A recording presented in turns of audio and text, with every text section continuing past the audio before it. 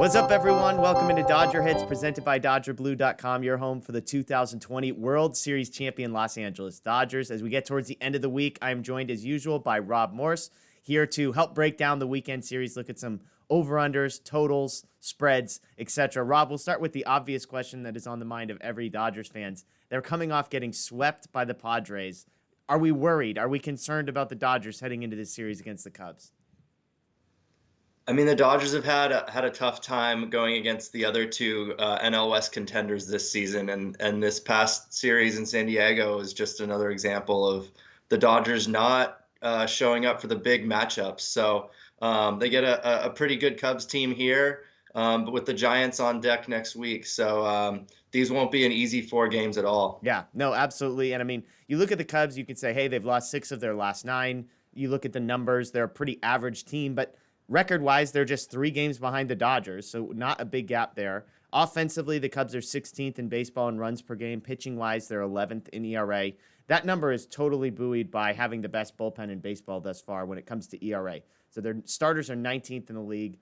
Bullpen is number 1. So something to watch, as we're going to talk about like a first 5 number here in a little bit. If you don't like the Cubs starters, but you like their bullpen, that would be the way to go. Cubs have gone under about 60% of the time. But one number that I think is positive and encouraging if you're a Dodger fan, Dodgers are dramatically better at home, winning 66% of their home games compared to 53% of their road games. The Cubs are dramatically worse on the road. They are winning 2 out of 3 of their home games, but just 43% on the road. So they're an under 500 road team. The Dodgers are a significantly better home team. So being in LA for this one should be a good one there. So let's get to tonight's matchup, the first of a 4-game set, Walker Buehler versus Zach Davies. You can see the numbers there. Dodgers obviously favored. I would say we knew they'd be expected to be favored. Minus 260 is a massive, massive, massive money line number for me. Looking at the start, this is the first of 4 righties that the Dodgers are going to face. That's good news. Rob and I talk a lot about how bad the Dodgers have been against lefties. So 4 righties is good news. They also miss Kyle Hendricks, who's been the best pitcher the Cubs have. So some good news there. Davies, 4.66 ERA, 8 earned runs in his last outing. That was coming off of 2 really good outings before that. Not a big strikeout guy. Season high is 6 strikeouts. The StatCast is all bad. 2nd percentile expected batting average, 4th percentile expected on-base average, and expected ERA. So on the other side, you have Walker Buehler coming off a no-hit bid and 13 scoreless innings before that. Had a season high 11 strikeouts last outing, albeit caveat against the Arizona Diamondbacks. So how much that counts up to you. But I look at this, and obviously I think the Dodgers are going to win. I'm not going to bet against the Dodgers, but I do think there's value on the Cubs money line because I just don't see that big of a gap between these two. This is clearly based on Walker Buehler versus Zach Davies, but I'm going to stay away from the line. I'm going to stay away from the money line because if I were to bet, I think I like the Cubs money line.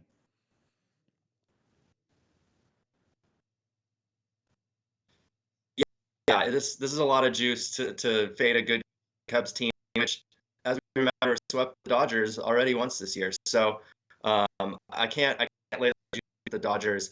The Cubs offense has been in the real games. They've only scored 23 runs, and they're batting 157 over that span. So they've really struggled to score runs. Walker Buehler has been outstanding the last few starts. I don't see the Cubs scoring much against him today. So I actually do like the first 5 innings under 4.5. I think Davies is a little underrated. He's allowed 1 or 0 earned runs in 7 of his last 10 starts. I know he got lit up last time, but big smoke and mirrors guy, but he's getting it done despite not really striking anyone out. He doesn't give up many home runs, and Dodger Stadium's not gonna hurt him too much in that regard. But this is really a fade against the Cubs offense. I wouldn't play either side here. But I like the under 4.5 for the first 5 innings. I like a couple other props. I think the Cubs struggle to score, obviously, so I'd take the team total under 3.5. If you can find a prop on the Cubs getting shut out, probably pays pretty nicely, maybe 7 or 8 to 1. I kind of like that. And then a really fun bet that I like to play, and I think I'm going to do it here, is the scoreless first inning. And I've got it at about minus 120. So those are all sorts of ways to fade this Cubs offense and back Walker Buehler. Yeah, it's funny. Sometimes you and I are directly opposed on some of these bets. I like the first 5 over of 4.5. You get better juice on yours. It's minus 125 if you want to go over. I just think I kind of hinted at. I want to be betting against the Cubs starters and not really having to be betting against the Cubs relievers. They have the best bullpen in baseball. So I'm looking at the total and I'm thinking if the total is 8.5, to assume that more than or to assume like half of those more than half of those runs I would expect to be scored in the first 5 innings based on how good the Cubs bullpen is. So, but if you like the under 4.5, then maybe I would just bet the under total because I do like the Cubs bullpen and I do think, that could be the place to go. So I'm going to stick with over first 5 over. So you and I maybe can just do a side wager on that since we're on opposite sides. Some other fun props. Zach Davies, the lowest over-under strikeout I've seen all season, 3.5. 3.5 is Zach Davies over-under. I'm tempted to hit the over because the Dodgers strike out so dang much, but against a guy who's not throwing with any velocity, I can't do it.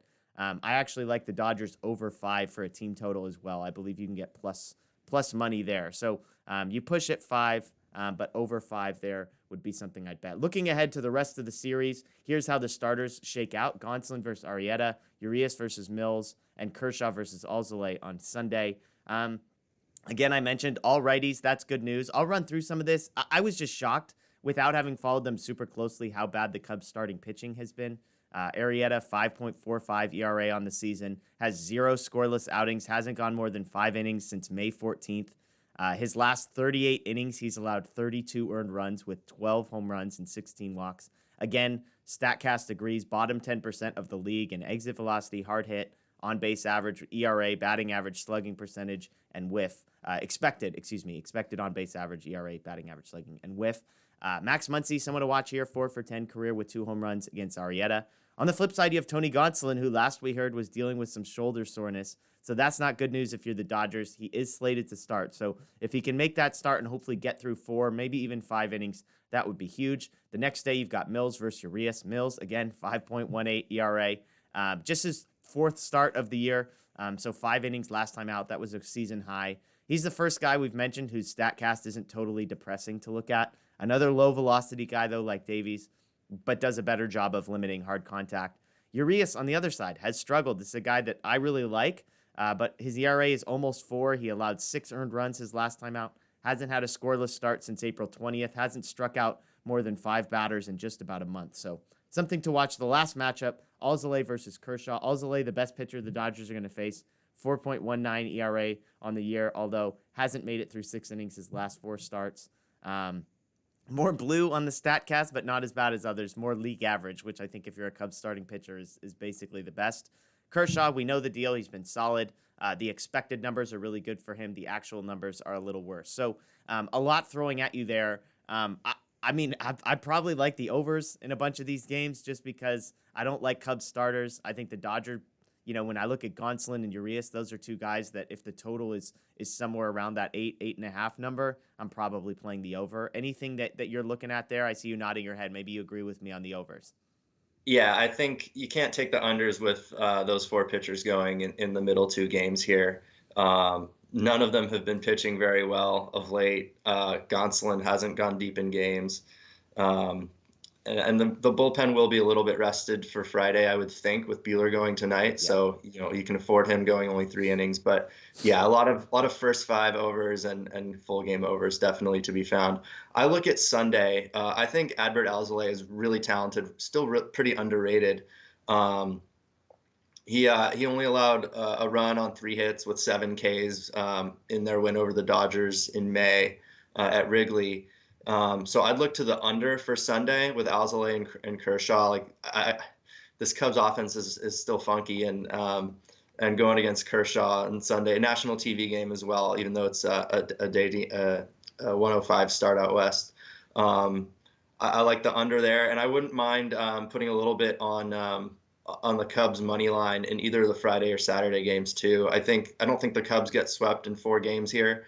I do think they pick one off, and it's probably not coming in against Kershaw or Buehler. So if you can get a decent price on Arrieta and Mills and grit your teeth and take that might be a good play too. Yeah, I guess if the numbers are similar, if you could get over plus 200 on either Friday or Saturday, you just need to win one to basically break even, maybe turn a little bit of profit. Again, just looking at the spread for tonight, like I was just shocked at how, I don't think the gap between these two teams, at least the way they're playing right now, is that big. I think on paper, we still think the Dodgers are a much better team. I was high on the Cubs. I think I picked them to win the NL Central before the season. So I do think they are good, but man, minus 260 on the Dodgers side, plus 225.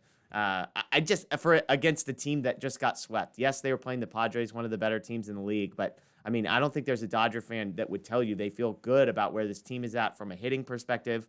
The bullpen, Trinan was bad last night. Gonzalez was bad last night. Those are two of their three best relievers this season. So, again, I'm not betting against the Dodgers. I'm just saying if you're looking for value as a non-biased perspective, I would probably lean towards the Cubs money line. And as you pointed out, any of those four outings, if you just pick one that you like and you can get something like plus 200, we'll see what that number does when Buehler's not on the mound. Maybe that's a reflection on how much they like Buehler, but I don't know. I struggle to see there. So Rob and I like overs a lot of the time. I like the first 5 over tonight. Rob likes the first 5 under tonight. And Rob likes, it sounds like the under on Sunday with Alzolay and Kershaw on the mound. So anything you'd add to that, Rob, before we sign off here? Just want to I know the Dodgers money line is very heavily juiced. The half on the run line at only minus 120, and it can be a very bad idea to take a home team to win by multiple runs. However, only I believe 4 of the Dodgers home games this year have they won by exactly 1 run, and they've won 23 home games. So 19 times out of 23 that they've won at home, they've won by multiple runs. And they've really done it by beating up the bad teams on their schedule. So if you think the Cubs are a bad team, and in this case, I think they have a pretty bad offense right now, I wouldn't be too concerned playing that run line because the Dodgers don't win by a single run at home very often.